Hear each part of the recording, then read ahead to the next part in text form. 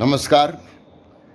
मैं डॉक्टर शिव गौतम, मनोचिकित्सक, आज आपसे एक बहुत ही महत्वपूर्ण विषय पर बात कर रहा हूँ। वो है कोरोना यानी कोविड-19 की बीमारी, उससे होने वाले प्रभाव, शारीरिक और मनोवैज्ञानिक प्रभाव और कैसे हम उनसे निजात पाएँ।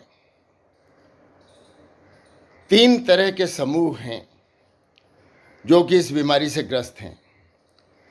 पहला है वो लोग जिनको कोरोना नहीं हुआ है लेकिन बीमारी के भय से परेशान हैं। जो लोग क्वारंटाइन हैं, घरों में हैं, लॉकडाउन में बंद हैं और उनको अपनी जीवन शैली में परिवर्तन करने की एक तरह से फोर्सफुल परिवर्तन उनमें हो रहा है। दूसरा वो लोग हैं कि दो काम करते करते मेरे जैसे लोग इस बीमारी की चपेट में आ गए। लोगों से मिलने जुलने की वजह से या फिर कोई भी कारण हो सकता है, कोरोना की बीमारी से ग्रस्त हो गए। तीसरा वो कैटेगरी के लोग हैं जिनको कोरोना हुआ, ठीक भी हो गए, लेकिन पोस्ट कोविड सिंड्रोम यानी कि कोरोना के बाद की जो बीमारी है, कुछ लक्षण हैं वो बरकरार हैं और उससे जूझ रहे हैं। आइए हम देखने की कोशिश करें कि इन तीनों ही तरह के लोगों को अपने जीवन शैली में क्या बदलाव लाना चाहिए जिससे कि हम इस महामारी को मात दे सकें। बहुत सारी बातें, सोशल डिस्टेंसिंग, साफ सफाई, लोगों से ज़्यादा नहीं मिलना, भीड़ में एकत्रित नहीं होना, समय समय पर एडवाइजरी जारी हो रही हैं। उनके बारे में मैं आपसे विस्तार से बात नहीं करूंगा।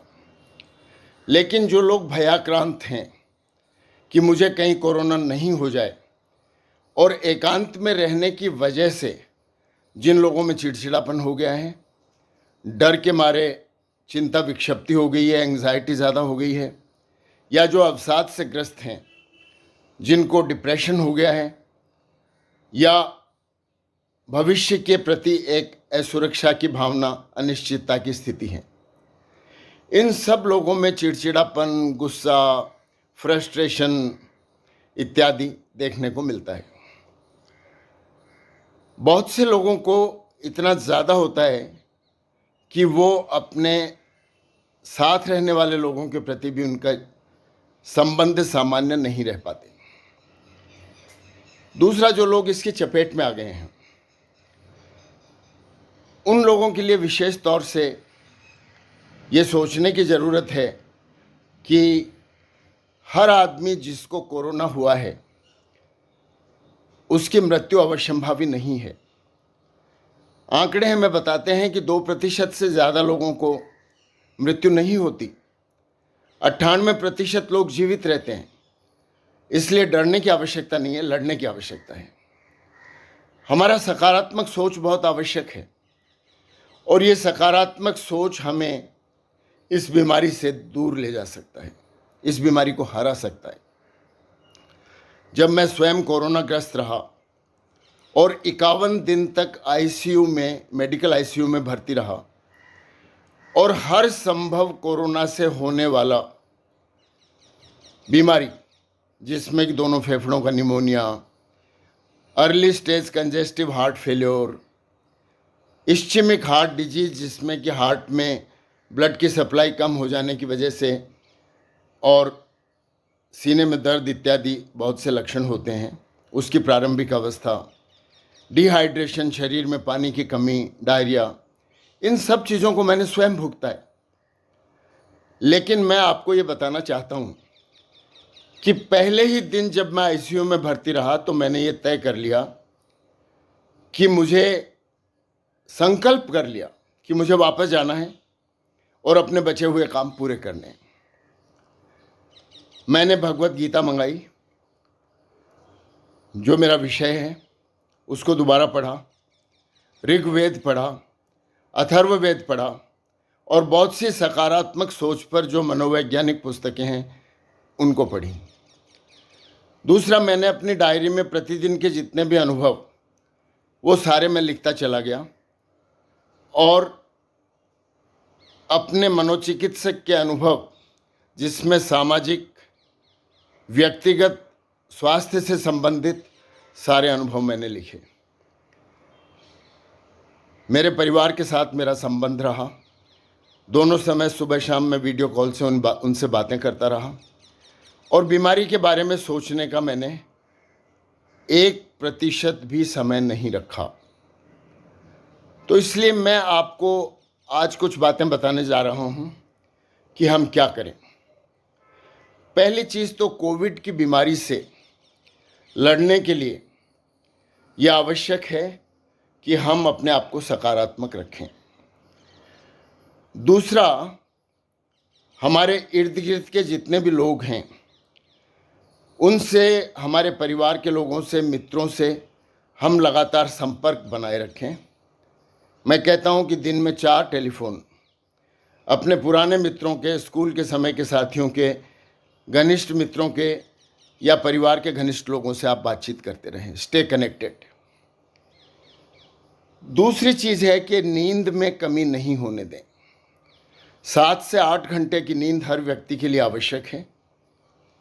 नींद को हमारे शास्त्रों में देवी माना गया है, क्योंकि उसमें होने वाले जो शारीरिक और दिमाग में जो परिवर्तन होते हैं, हॉर्मोन्स जो सिक्रीट होते हैं, वो हमें शक्ति देते हैं। या देवी सर्वभूतेषु निद्रा रूपेण संस्थिता, नमस्तस्य नमस्तस्य नमस्तस्य नमो नमः। दूसरा, पोस्ट कोविड पीरियड में भी लोगों को सांस फूलने की बीमारी होती है, कमजोरी आ जाती है। कुछ लोगों को हल्का बुखार रहता है, चक्कर आते हैं, जोड़ों में दर्द होता है, चिड़चिड़ापन होता है। कुछ लोगों को कॉग्निटिव डिस्टर्बेंसेस, यानी कि सोचने समझने की शक्ति में कमी आ जाती है, उदासी रहती है और चिंता विशेष रहती है। तो ऐसे लोगों को क्या करना चाहिए? पहली चीज़, आप अपने ऑक्सीजन का सैचुरेशन, खून में ऑक्सीजन की मात्रा सामान्यतः 95% से ज़्यादा होनी चाहिए, जो कि पल्स ऑक्सीमीटर से मापी जा सकती है। और पल्स, रेस्पिरेशन, ब्लड प्रेशर, इन सारी चीज़ों का मॉनिटरिंग करते रहें। दूसरा, अपने खान पान का जो डाइट स्केड्यूल है उसको अच्छा रखें। ये कहा जाता है कि frequent, small and frequent diet वो लेते रहें। क्या लें उसके बारे में मैं आपसे बात करूंगा। ज़्यादा मिर्च मसाले वाला भोजन नहीं करें। चीनी और जो रेडीमेड जूसेज आते हैं वो नहीं लें, बल्कि ताज़ा फल जो कि मौसम में मिल रहे हैं, जैसे आजकल तरबूज मिल रहा है, खरबूजा मिल रहा है, आम मिल रहा है, उसका सेवन करें। अगर आप डायबिटीज़ नहीं है तो अच्छी मात्रा में उसको ले सकते हैं। नियमित रूप से कम आधा घंटे से 45 मिनट तक पैदल चलें, वॉक करें, घर की छत पे ही करें, योग करें, प्राणायाम करें। हमारे फेफड़ों को फुलाने की, सांस को खींचकर, और जो प्राणायाम के अनुलोम विलोम और अन्य प्राणायाम जिसमें कि सुदर्शन क्रिया भी शामिल है, भस्त्रिका प्राणायाम, ऊपर खींचना और नीचे लेना, लंग्स की कैपेसिटी को बढ़ाएं। गर्म पानी में थोड़ा सा नमक डाल के सलाइन के गॉर्गल्स करें। क्रिएटिव एक्टिविटीज़ में, सकारात्मक जो रचनात्मक क्रियाएं हैं, लेखन है इत्यादि में अपने को व्यस्त रखें।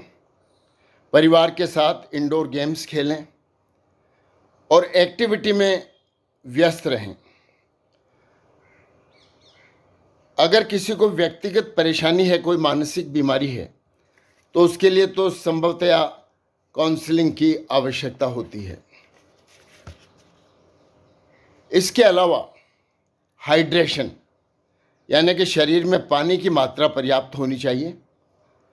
एनर्जी रिच फूड, जिसमें कि कई तरह के नट्स होते हैं, मूंगफली, बादाम, उचित मात्रा में। खाने में हेल्दी ऑयल्स और फैट्स लें। ज़्यादा घी का प्रयोग नहीं करें, बल्कि क्योंकि सैचुरेटेड फैटी एसिड्स हमें नुकसान करते हैं। कंसल्ट ए न्यूट्रिशनिस्ट, एक आहार विशेषज्ञ से आप बातचीत करें। अगर आपका वजन कम हो रहा है, जिंक, सेलेनियम इत्यादि जो चीज़ें हैं जो कि इम्यूनिटी बूस्टर्स कहे जाते हैं, वो हमारे नॉर्थ इंडियन फूड में बाजरा जो है और साउथ इंडियन फूड में रागी जो है उसमें पर्याप्त उपलब्ध है। जिंक जो है वो और भी अन्य भोजन जैसे कि पनीर है, दाल है, राजगिरा है, इन चीज़ों में पर्याप्त मात्रा में पाया जाता है। हल्दी, अदरक इत्यादि जो चीज़ें हैं जो इम्यूनिटी बूस्टर्स हैं, इनका हम प्रयोग कर सकते हैं। लेकिन ये मान के चलिए कि हमारी जीवन शैली में हमें इन सारी चीज़ों को अपनाना है, चाहे वो कोरोना होने से पहले की स्थिति हो, कोरोना की बीमारी के समय की स्थिति हो, अथवा पोस्ट कोविड पीरियड हो। इन सारी चीज़ों को हमें अपनाकर योग, ध्यान, प्राणायाम इत्यादि को हमारी जीवन शैली में शामिल करके हम इस बीमारी को निश्चित रूप से हराएंगे, ऐसा हम संकल्प लें। धन्यवाद।